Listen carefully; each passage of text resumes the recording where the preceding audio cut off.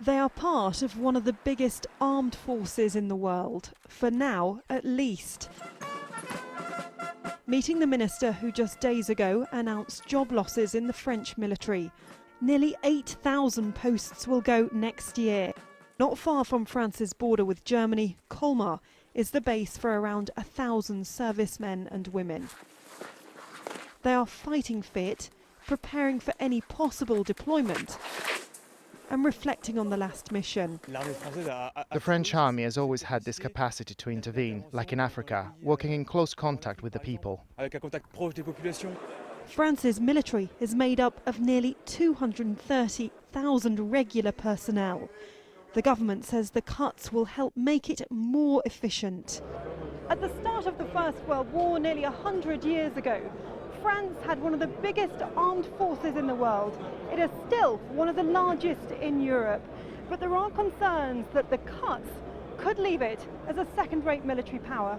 8 months ago, France sent 5,000 soldiers into Mali to try to end the occupation in the north by armed groups. Al Jazeera filmed these soldiers operating in Timbuktu. And some people within the military are worried about reducing France's scope to operate in the future. Syria has air defences that would be difficult for us to break through with some risks. Right now we can still lead big operations on our own with limited losses. We can still do it, but as soon as we make cuts, it becomes more and more difficult. The cuts announced are part of a larger belt-tightening exercise. The defence minister told us that France would still be able to lead an operation in Mali if it had to in the future. The answer is yes, even better in fact. What were we missing in Mali? We didn't have good enough intelligence because we have no drones, and we had transport problems because our planes are too old. These servicemen and women are still singing with full voice.